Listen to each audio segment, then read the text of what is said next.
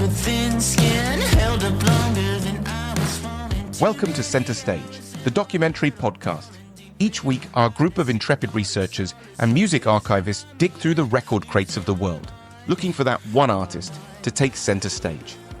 Using a patent-pending algorithm and spirited debate, we pick one artist. Once that is settled, we invite that artist into Thunder Love Studio to chat with your hosts Keith R. Higgins and Jeff Calhoun. When we're lucky, they say yes. Our mission with Center Stage is simple: to make sure the recorded work of artists remains, or in some cases lands on, the cultural radar. We invite you to sit back and relax. Thank you for joining us. You should be labeled with a skull and crossbones, 'cause you're a jinx to my soul. You should be labeled with a skull and a crossbones, 'cause you're a jinx to my soul.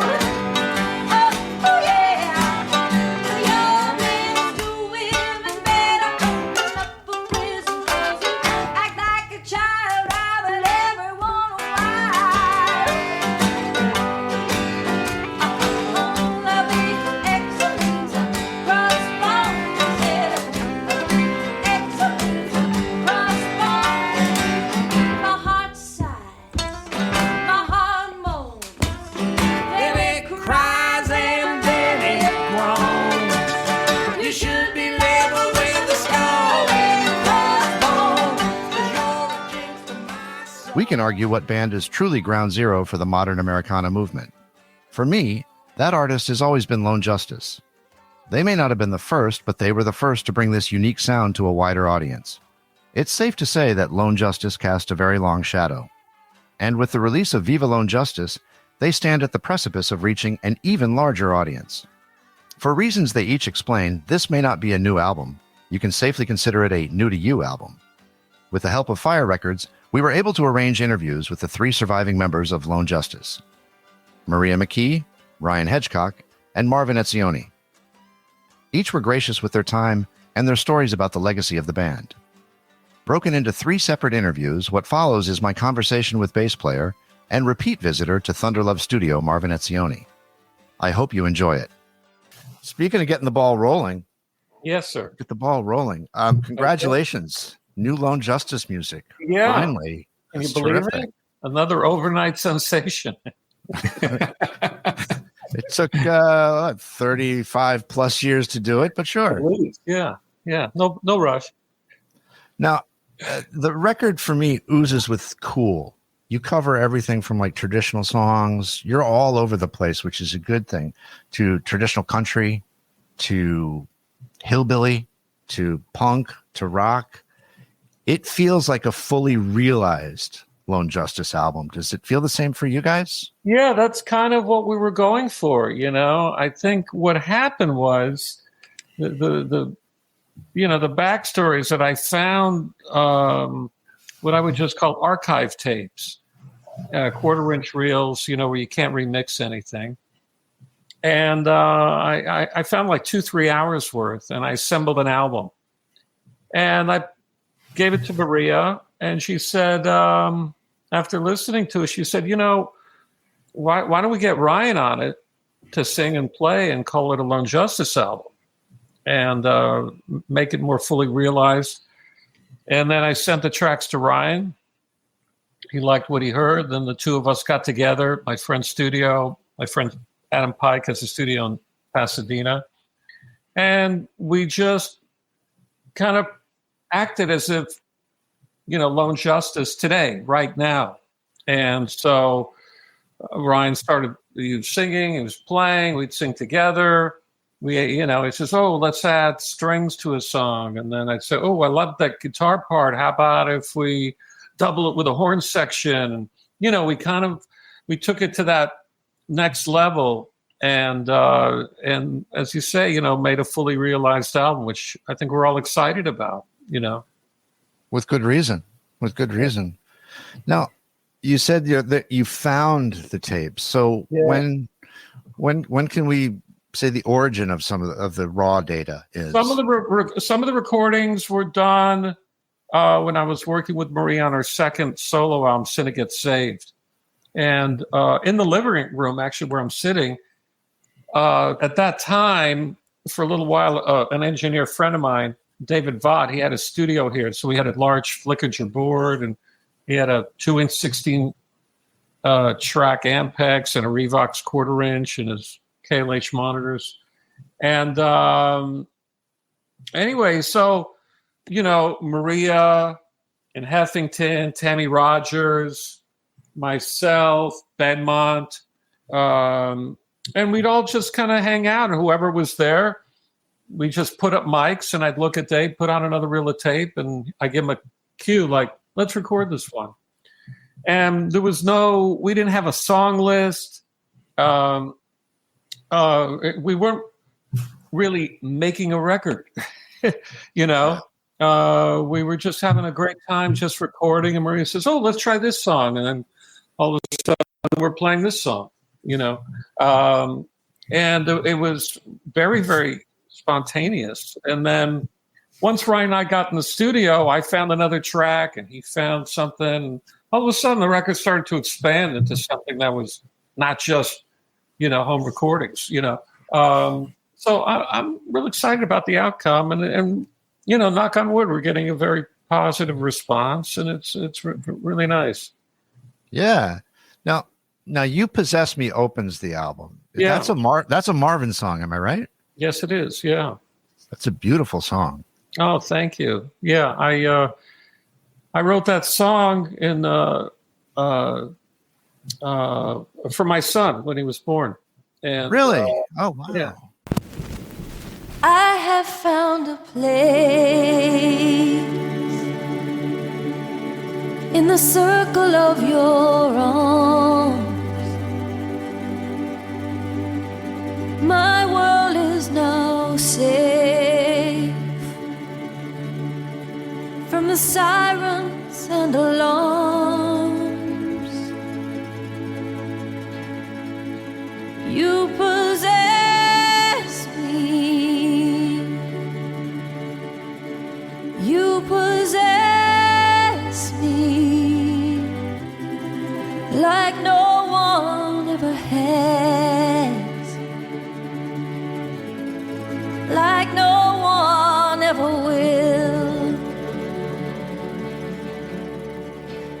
I look in your eyes.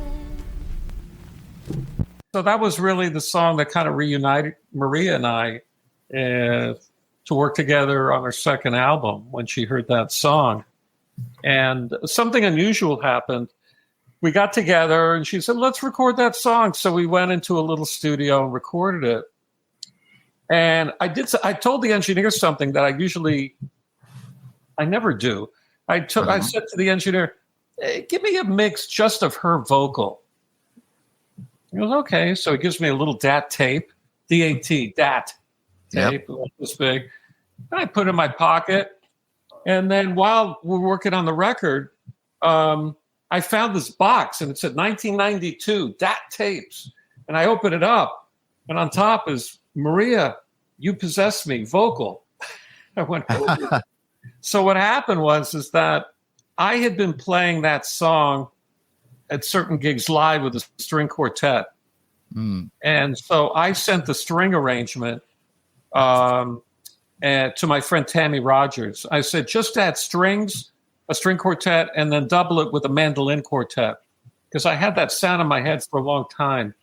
And she said, "I can do that." And so that's what's on the record. She sent it in, then Pike mixed it. He played me his first mix. I said, "I think we're done." And then, I played it for Ryan. He loved it. And I said, "Could be an opener." He says, "Yeah, it could be." And then I played the album for Maria with that sequence. She loved opening with it. She felt very cinematic, like the beginning of a movie or something. She described it, Yeah. From there, you go into Jenny Jenkins. Yeah. Which is just foot stomping fun. Yeah. What's the story of that song and how did it end up here? I would give credit to Ryan and to Maria as well. Ryan, that was really Ryan's baby. He really had a vision for that song. He had already recorded. That was one of the 2 tracks on the record that was done on multi-track. So he came into the studio and he had the recording with him, and he was playing guitar and Maria singing with him, and then she's playing that electric rhythm, which is great, and Heffington on drums. And so I added bass, kind of giving it a Lone Justice kind of feel, with Heffington. And then we spent some time mixing it. And, Ryan's really into finding songs and rearranging them and turning them into something other than what they were, which I think is great. And that became a key track on the record.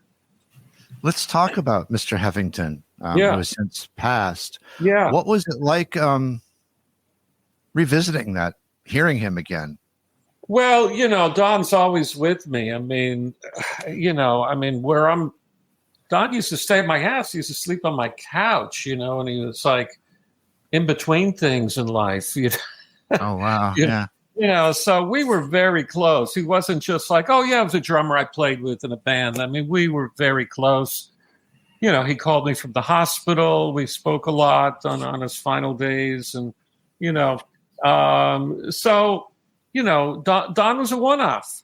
His idol was Kenny Buttrey, who played with Dylan and Neil Young. That was like, if you want to know Don's North Star, was Kenny Buttrey. And he loved jazz. He loved Dylan and jazz, Coltrane and Miles. And, and he had a love for country music, so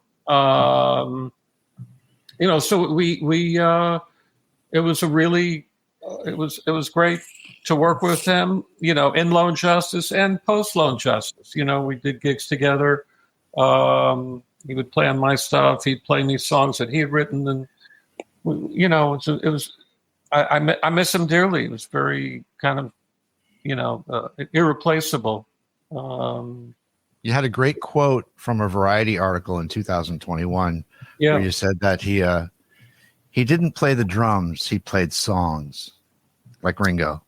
Yeah, well, that my favorite drummers, that's how they played drums. They didn't play drum; they played the songs. I think Ringo, I can't say he invented that, but he certainly was in the greatest song band, or at least one of the greatest song bands of all time, and he played the songs, So that was always where I was coming from, working with Don. He knew, he had a songwriter's ear. He did, because he was also a writer and a songwriter. So he understood. He could play acoustic guitar. He understood what the singer, what the songwriter was doing. He just didn't understand drums. And I love drums, so we spoke each other's language. I'll tell you something. The first time I met Don was in 1983. A friend of mine, Steve Fischel, who was the pedal steel player for Emmylou Harris's band, the Hot Band. And we were at a club, and he said, Marvin, come here. I want you to meet a friend of mine. It's Don Heffington.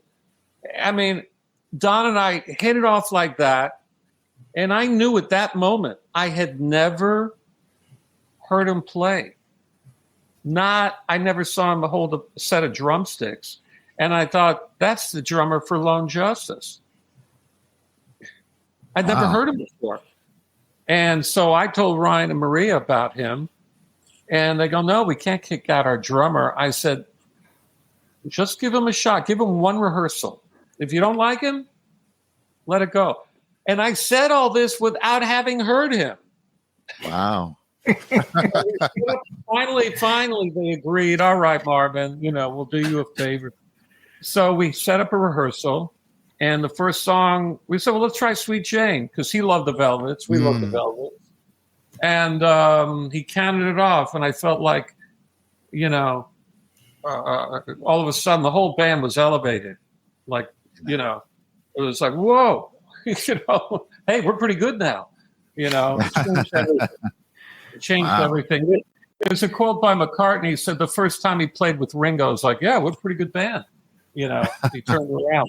And I really had that feeling. I'll never forget that that time of playing with him. And I used to sit, when I was playing bass in the band, I used to sit on the floor in rehearsals with my back against his kick drum. And he's pounding it like that.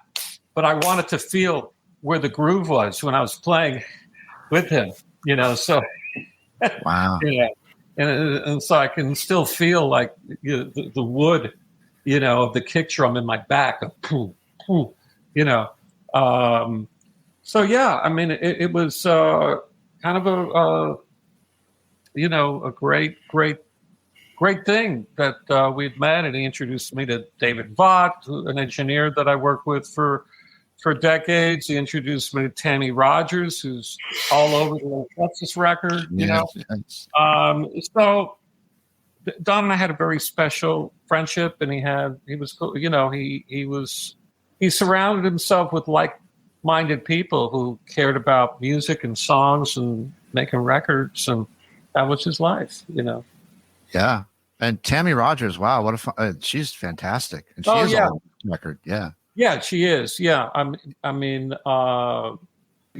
again, all her harmonies that she sings on the record were cut live when Maria was here, so none of her except for the more string arrangements, that she's a part of, but the more fiddle kind of playing, the live solos and all of her harmony vocals, that's all cut live with Maria.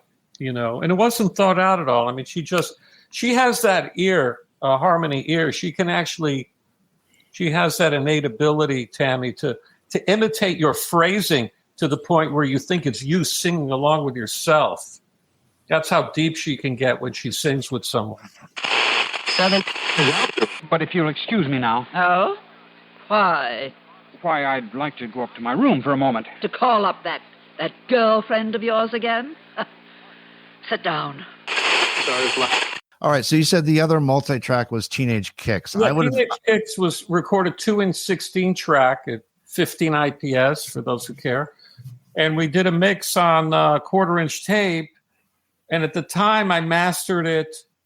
The original recording was me, Maria, and Heffington. And then I mastered it with Bernie Grum, and I told him I really wanted it very in your face, very aggressive sounding, So I really liked how he mastered it. So I held on to that tape for years. And then I played it for Ryan, and he had a guitar line he wanted to add to it. Then we added some vocals to it.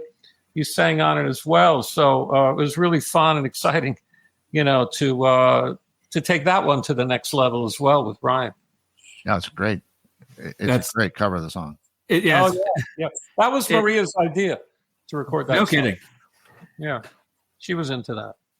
We were all into it, but I remember she brought the song in. Yeah. It gives. So if you're familiar with the John Cameron Mitchell show that's on Broadway, Hedwig and the Angry Inch, Yeah, Bob I saw Mould, that at the Roxy in LA. Yeah, Bob Mould did a lot of the guitar work on the original, and it just it brought that Husker Du punk edge, and I got that same energy from Teenage Kicks. It was great. Well, I'm a big I played the bass, but I also played the electric rhythm on it, and I'm a huge Johnny Thunders fan of the Dolls. I'd seen, so it's all part of the same spirit of playing. It's just you're just on it's just about high energy, drive and relentlessness in your playing. So that was the point of view. Husker Du. I mean, it to me, it's all coming from that same heart of playing. Speaking of high energy, Rattlesnake Mama. Oh yeah.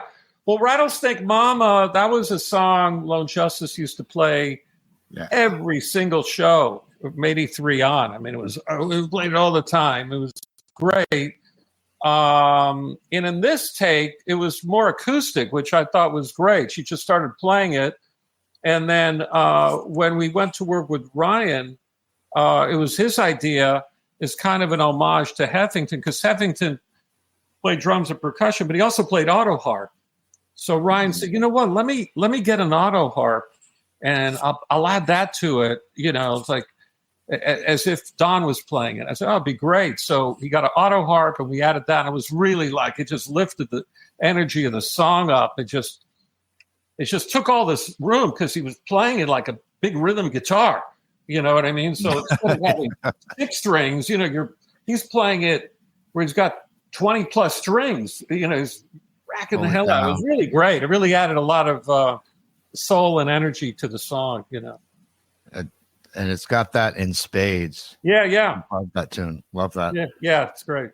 Would love to have heard it live back in the day, but I'll have to settle for this. Yeah, well, the live track on the record that is "Nothing Can Stop My Loving You." Right. George Jones, Roger Miller.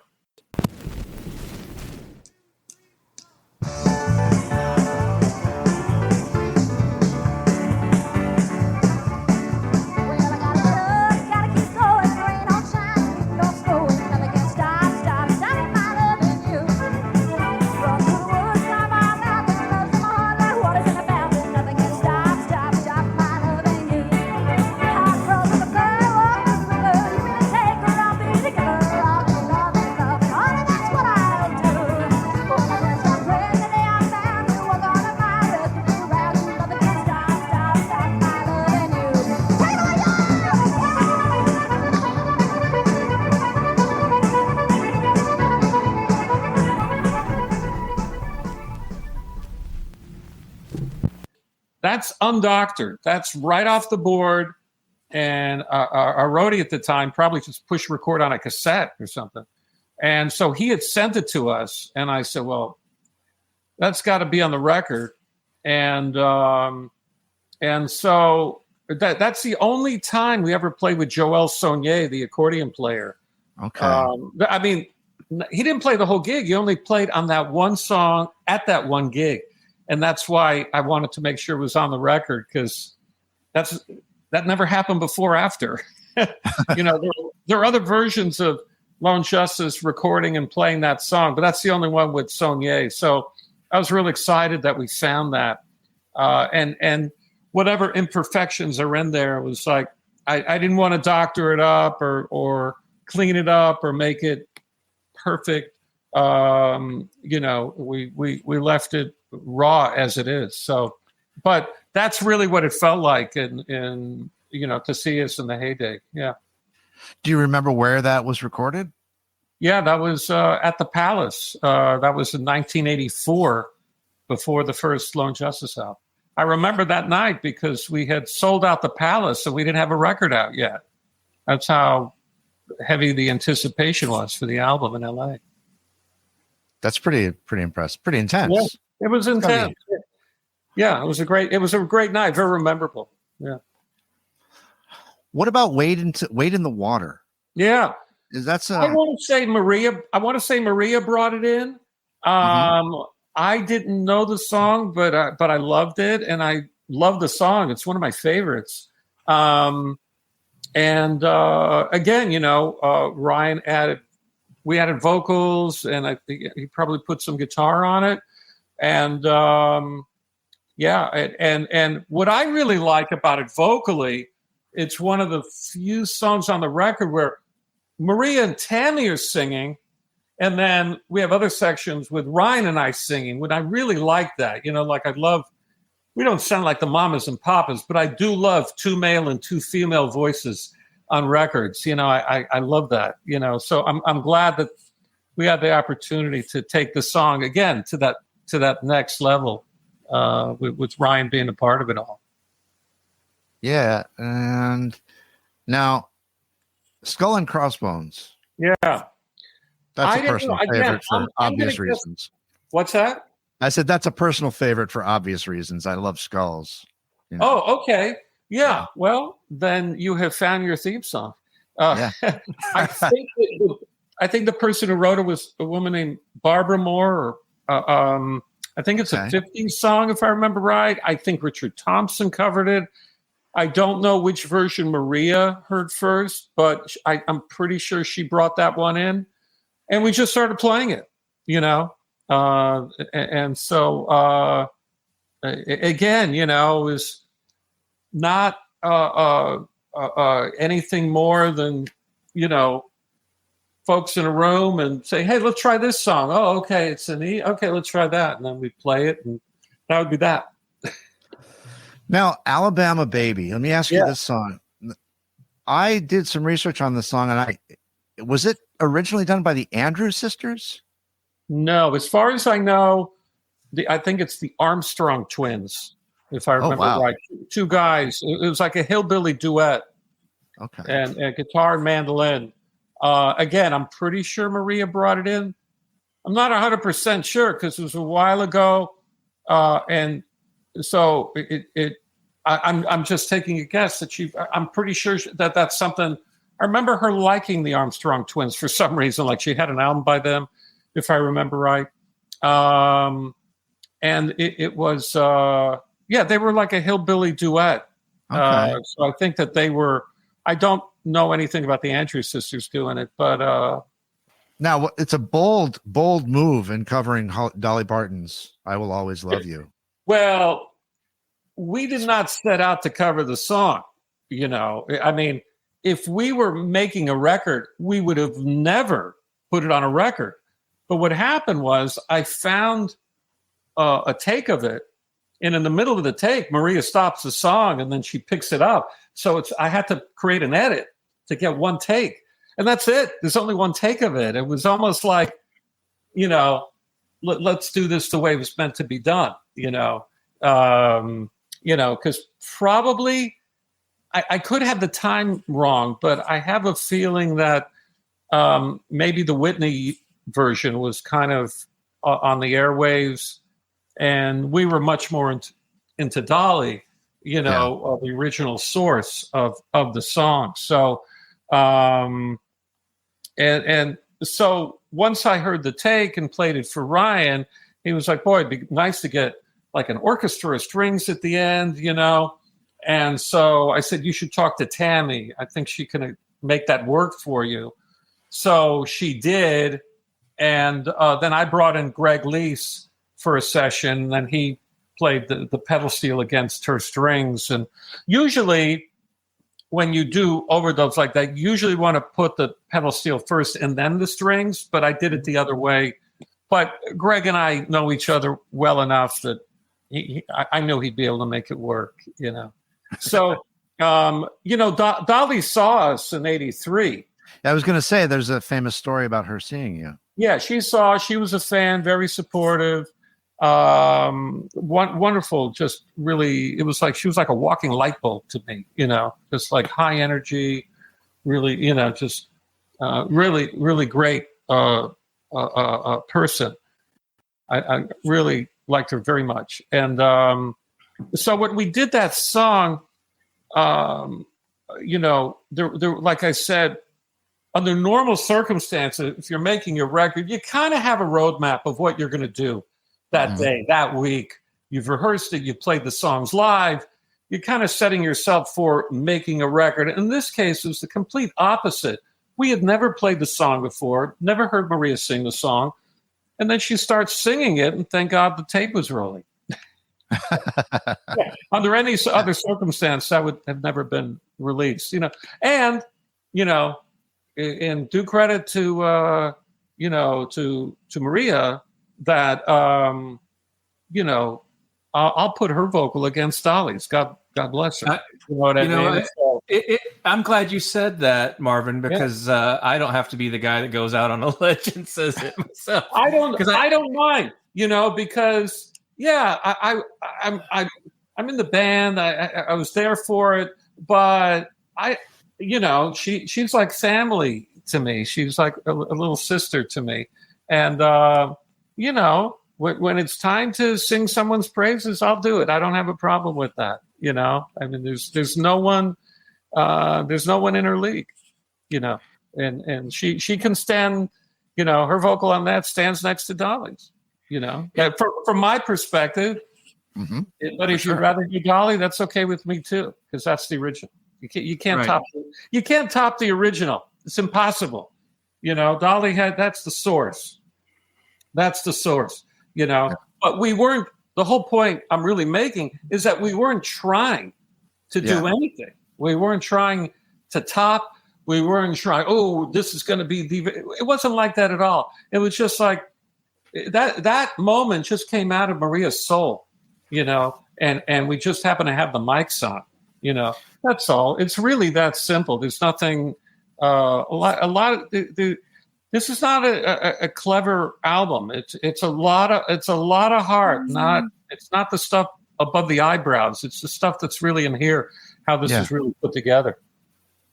The song serves as a nice glue piece, I think, because Maria's talent, I think you can put in that same stratosphere with a Dolly. I would. I think but I agree with that. Yeah, I think you hear it all over the record, and so to have it sort of validated, and I Will Always Love You comes at track 9. It's late in the record, so it's you've had this journey with her as a vocalist, as a talent. It kind of brings it home in a fun way. Yeah. Well, the other thing is that the next song on the record is Sister Ann, which is a complete diametrically opposed record. I don't even know if Dolly's ever heard of the MC5. So, I doubt it. So that's really what separates Maria and Lone Justice from Dolly. And due respect to Dolly, Dolly is, one of the great, most accomplished singer-songwriters. If the only thing Dolly could do was write songs, she'd be on Mount Rushmore of songwriting, Mm-hmm. So... But everybody knows all the attributes of Dolly as an artist, as a performer, as a record maker, and everything else. But the one thing that one of the many things I would give credit to Maria, I don't think that there's any modern singer, or really any singer, that can legitimately sing Dolly Parton and legitimately get into the spirit of the MC5. I've never heard it.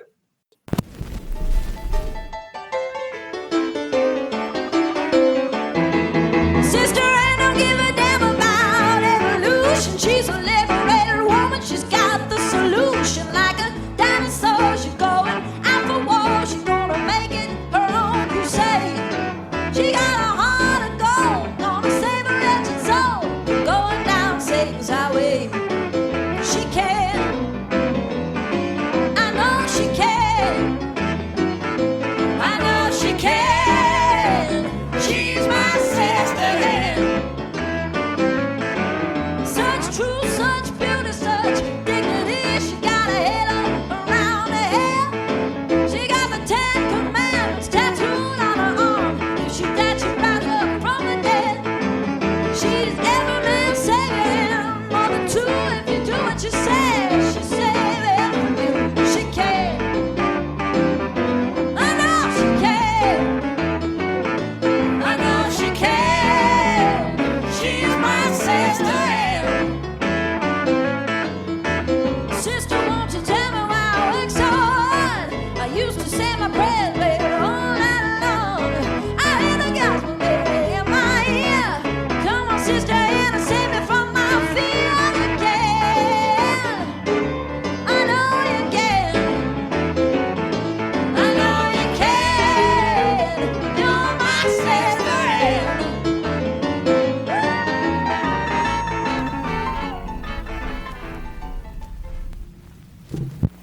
Maria could take all of these elements, and we all connected to the diversity. Ryan did, Heffington, and myself. We were all into, Dolly and Haggard and the Velvet Underground and the Stones and,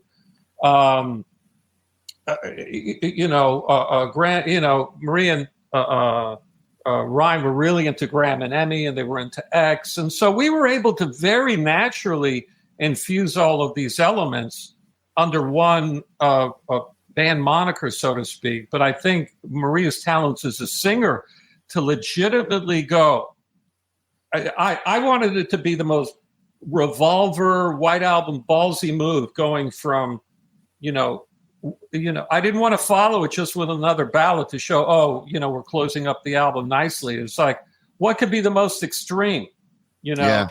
And to me, I thought, okay, let's hit it with MC5. Dolly meets MC5. That is the excitement of what really makes Lone Justice work, is that that diversity and legitimacy of Maria to actually be able to take on both extreme elements, but not just tackling the style, but just also in terms of technical ability. I don't think there's anyone in her league can do that. I've never heard it. It doesn't mean I don't like all these other singers we talked about. Sure. Yeah. But fortunately, I have spent many countless hours listening to the recordings on this record, working on it, and the outtakes and all this. I mean, for me, I was in heaven just getting to listen to her sing and studying her vocals and putting the sequence together. Man, that's my idea of a great time. Let's talk a little bit about the sequencing of the songs, because to me it seems almost like a live performance, of Lone Justice. Oh, that's interesting. Yeah, I mean, I'm really into sequencing records. That's my thing. A couple people know me for that, So, I actually, I joke with people. It's like, yeah, I'm working on resequencing Pet Sounds. I'll take on any record, I've got an idea to resequence the White Album into a single disc, Oh, please do. Yeah. So, so the idea of the sequence, once I felt like we had You Possess Me, I thought, I wanted it. Like one of my favorite albums is Revolver, and I love the White Album. I love one of the greatest, I think one of the most bold sequences ever was Taxman into Eleanor Rigby. Like, whoa, you listen to the sequence on that record, there was so much diversity. You have no idea. I mean, still, here we are 60 years later, still talking about how great that album was put together. That's still the high bar for me personally. And so not necessarily thinking it could be a live set. And I appreciate that point of view, but you can get away with a little bit of murder live.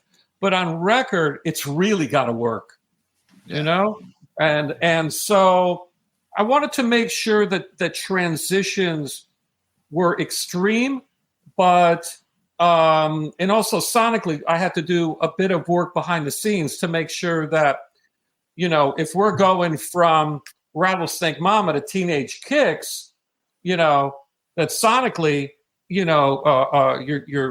your speakers don't blow out, so I had to work with, I mastered the album about 4 times before handing the final in, so that was, and then once we put, Jenny Jenkins second, I felt like this is really, I wanted to get a Lone Justice track right up front. It's the 4 of us, and it really represented like, oh, this is where Lone Justice, if we were all in a room right now, that's probably what we would sound like. It felt very current, very alive. And, I think what Ryan and Maria came up with that song was tremendous. And the fact that he had Heffington on drums, I said, well, we got to put it on the record, And Sure. And also in terms of, we're going into Rattlesnake Mama again, I was trying to get the opposites to have this ebb and flow. There are no 2 songs that are alike, and then track 4 is Teenage Kicks and side 1 is Wade in the Water. So you go from these extremes of Teenage Kicks and then into a gospel song. Yeah. And then the side ends. And I remember playing the sequence for Maria. And I said, well, that's side 1. She goes, oh my God, that's it? That's fantastic. So I played her side 2. So I put side 2 starting with the live track, which I thought was a good spot for it. You hear Don count off the sticks, and it's like you're back into the saddle, so to speak, with Lone Justice. Because that really was the energy, the real pure energy. Like I said, that's an undoctored, not watered down recording of Lone Justice. We didn't make it sound prettier than it was. That's just what happened. And I think the next song is it not Alabama Baby. I think there's another one before that. Skull and Crossbones. Skull and Crossbones. Again, same kind of song that could have. We could have gone to we could have gone into that song next in a live set. Same with Alabama Baby. That really, those three songs in a row would have been great live. And then going into Dolly's song, I Will Always Love You, was kind of like, okay, let's bring it down, but let's go as hard as we can up, for a hard finish. The other thing is, on the original version of Sister Ann, we used to play that song, not with Lone Justice, but when I used to play with Maria in 93 during the Sinner Gets Saved. She introduced that song to me. And we played it live. I loved it. At the time, I was playing electric mandolin on it. But on this version, it features Benmont. But on the album, I think it's on the album High Time, it's the opener. If you listen to the original MC5 album, it ends with horns. Like a Salvation Army thing. So I sent the MC5 version and our version to a horn arranger friend of mine, David Rollicke, and I said, I want you to imitate the exact horn part, but I want it to be just as long. I don't care if it goes 18 times or 25 times, whatever it is, count it out. I want it to be exact length as the MC5 record. And so that's why it goes so long at the end with the horns, like confetti should be thrown from the ceiling, Oh, wow.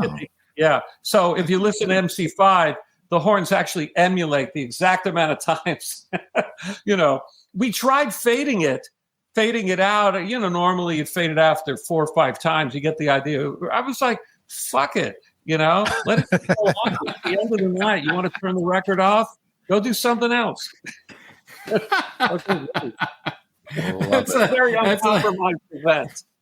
It's a hell of a visual. Yeah. Now, I got a question here for you. Yeah. We have a following on Substack, and I had posted on there that, what I was listening to lately was a lot of Lone Justice, hint, hint. Yeah. And somebody had replied, oh, I love Lone Justice. I love that first record, yada, yada, yada. And I said, well, I'm in the process of arranging an interview with, Marvin, Ryan, and Maria. He's like, oh my God, I can't wait. I was like, well, if you have a question, I'd be happy to ask it for you. Sure. So lo and behold, I have a question from one of our Substack readers. Okay. Do you think things would have been different artistically and commercially if the four of you had stayed together between the first and second album? Well, certainly it would have been different. I think, to give maybe some insight into the question, I'll answer it in a little bit historic way. That hindsight's always 2020. A For question sure. like it's a 2020. Let's go back in time and reinvent history. But we didn't. In 1983, 1984, you can hear the energy of Nothing Can Stop My Loving You. That was a band on fire. We had 2-3 albums worth of material ready to go. We didn't release an album in 83 like REM.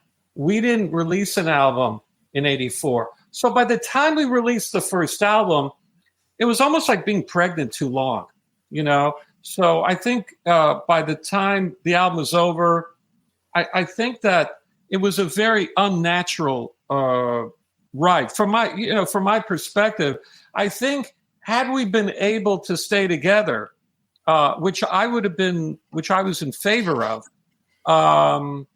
had we been able, I had a particular vision for the second album that I think had we stayed together with the original 4-piece and so let's just make a record we want to make on our own terms, I think that would have been fun. But there were other things happening at play that that scenario didn't happen. But I think it's a good question. I just wanted to add a perspective that Sure. a couple of years earlier, what was interesting, I was talking to a friend about it today, actually, and I was kind of making a parallel in time, not in terms of the kind of music we were doing, but REM put out records in '83, kind of while they were growing up in public. And they made, I think, uncompromising records in '83 in the early days. So by the time they got to their more, let's just say, more commercial sounding records, you know, their original fan base already had the early recordings, you know. And I think that's a very healthy thing for a band. Like if you're watching this and you're in a band, document and release material as you're going, or find a producer that'll help, help make that happen. I think that's a healthy thing for a band, especially. You know, some of my favorite records are the early records by a band. Like I love the first Pretenders, or the first Cheap Trick, or the first New York Dolls. So by the time some artists don't last more than 2 albums, first Tom Petty and the Heartbreakers is still my favorite. Right. Not always the case, but there are many examples. Of the first Stones album. Although I'm a big, like many, love the Jimmy Miller period. Of Exile and Let It Bleed and all that. But the Stones started out on fire. Their first album was an all covers record. And this is a great little band that got to I think Oldham did them a service by documenting what they were doing at that time and allowed them to grow up in public along the way. Their first album was not with Satisfaction. Right. It seemed like it, but that's not where it started. So it would have been, I think, healthy in hindsight. And also I felt that even at that time, that it would have been good. Let's put out a record. If you have people showing up to a club, give them what they're experiencing. And that didn't happen. And then to go back to your friend's question, in '85 going into '86, I think we all had a lot of great songs that would have really made up for a great second Lone Justice album together with the original 4-piece. I think that would have been a really great thing. But I appreciate the question. But you just made us wait almost 40 years. That's all right. Yeah, it wasn't on purpose. Awesome. Jane, what can you tell me about this man you saw last night? He's Caucasian. Caucasian? Yeah, a white guy with a mustache, about 6'3". An awfully big mustache. The one thing that I love about the experience of this album is that Maria loves it, Ryan loves it, I love it. I in my heart, I know that Heffington would have loved it. What more is there? Everything else, like, you guys are great, but if you can get the band to love it in real time, we never experienced that before. This is really the first time as a band that we all, I mean, that's not what happened on the first album, Oh, wow. So it's much more of a coming together. So I think it's a very positive experience. And I think the record, in a sense, has the energy that and the love that the people who are part of that record, it has that, in the grooves, So I'm glad it's there, and I'm glad folks like yourself are into it and letting other folks know about it. And for sure, if anybody else in the future has a question, you're always welcome to contact me, because I like, as a fan, to be able to ask questions of the artist. I think it enhances the experience between the listener and the record you're listening to. So just know you have access to me. I mean, as a fan growing up, when I was in high school, I called Pete Townsend up at his hotel room during the Quadrophenia. You got through? You got through?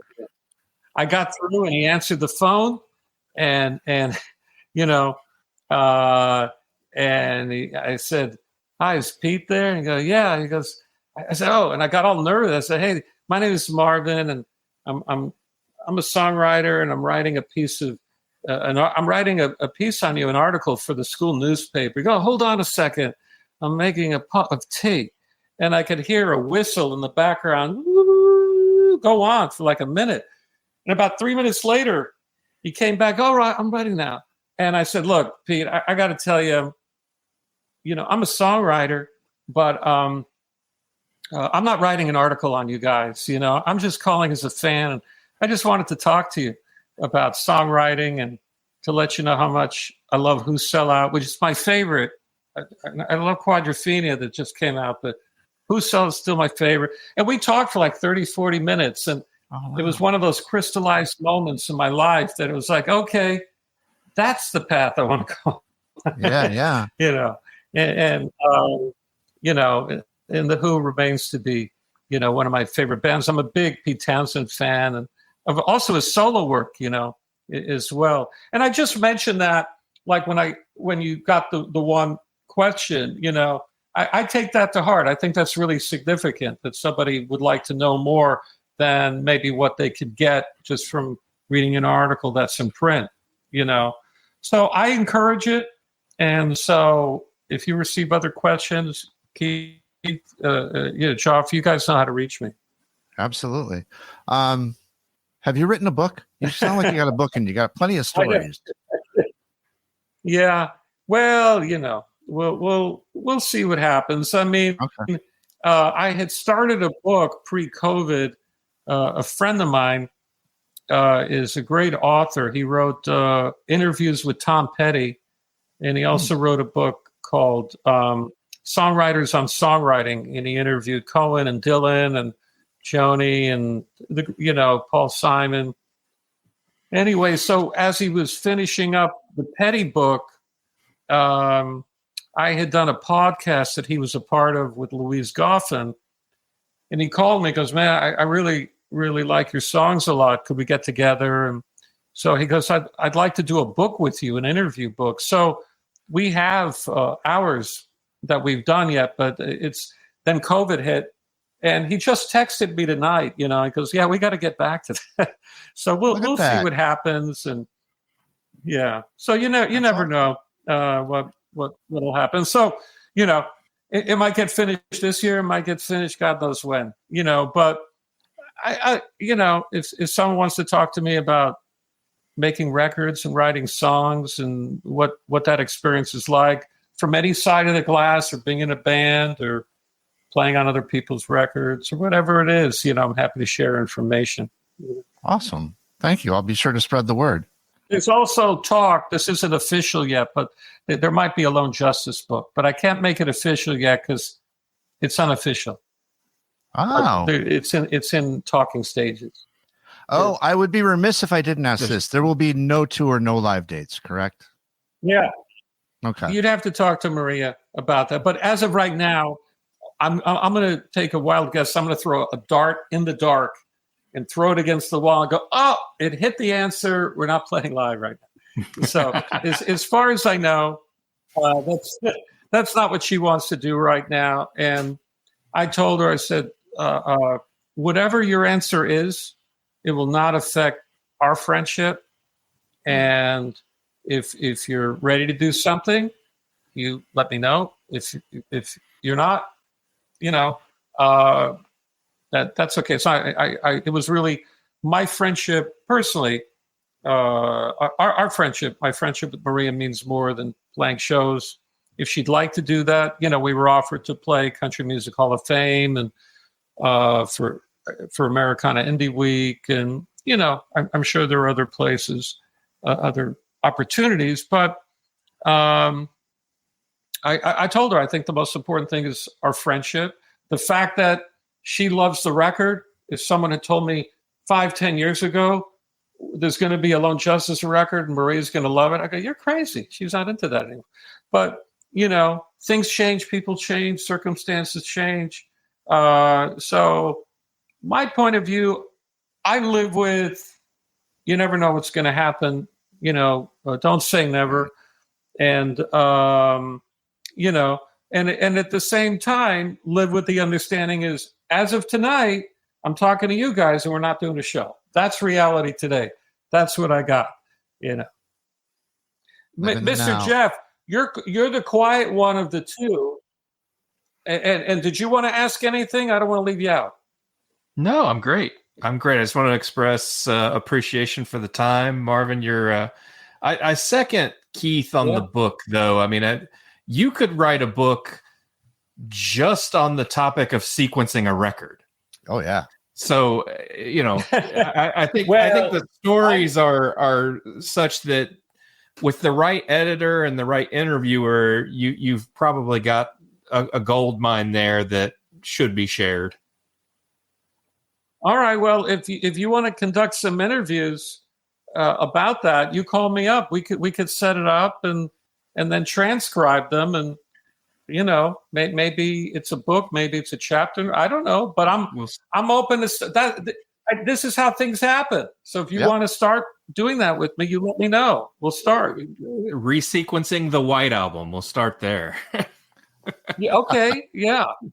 I'm okay. Well, sequencing. What's really fascinating is that there's a great story I heard about sequencing, and this is secondhand, so I don't want to get sued by anybody in Springsteen's camp. But I'd heard a story about Springsteen, and they were sequencing one of his albums. They were in the studio, and the producers there, and the manager, and Springsteen, and they're like, "Oh, what's the next song going to be on the record?" And there's a kid in the back, and he's like the second engineer, just sitting in the back, and they go, "Guys, what's the problem? When I listen to a record, I just put it on random. It doesn't matter."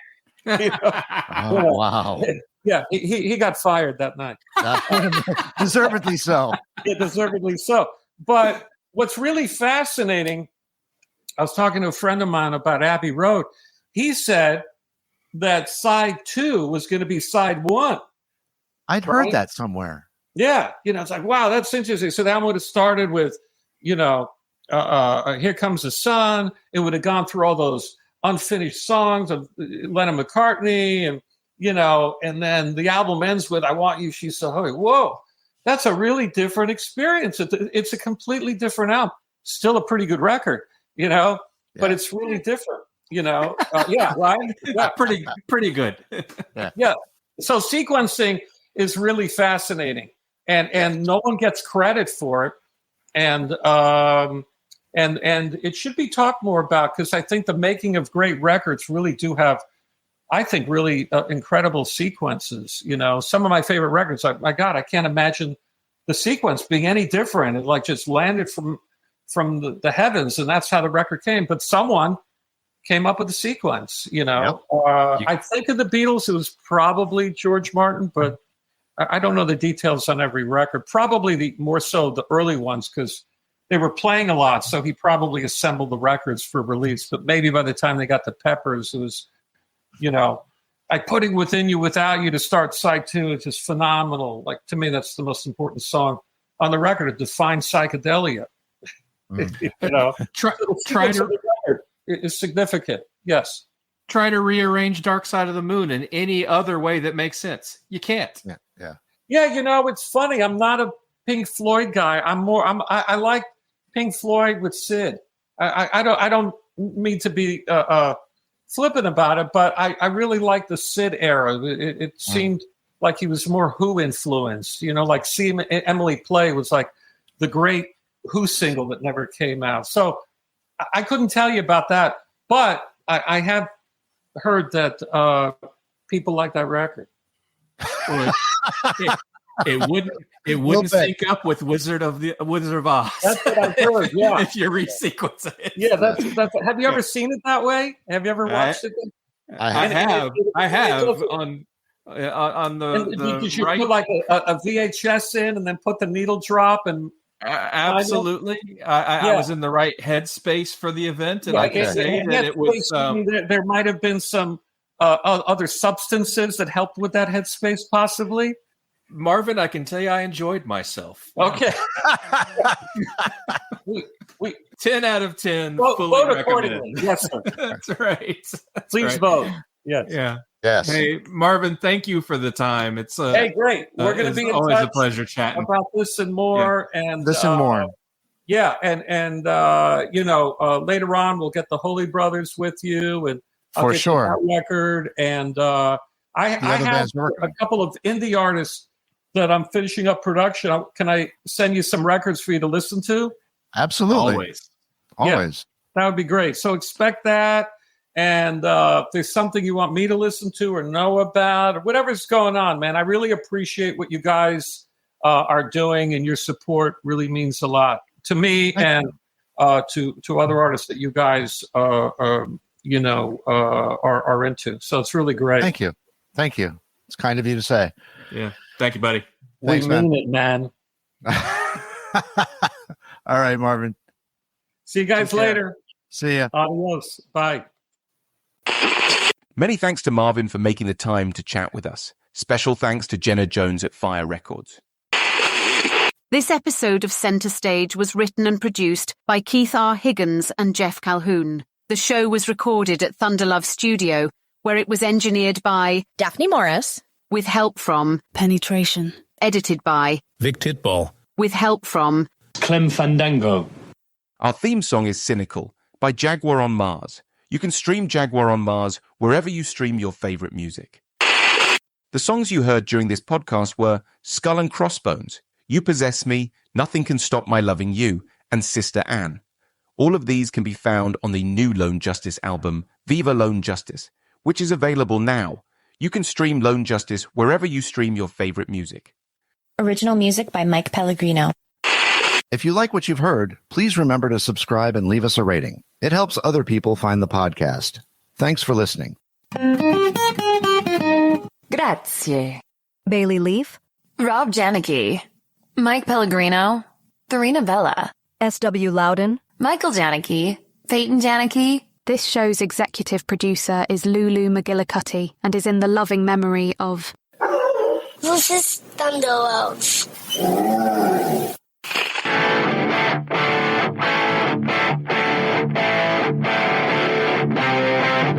And now, until we meet again next time, I remain as always obediently yours. Abandoned Albums is a production of Paw Print Media.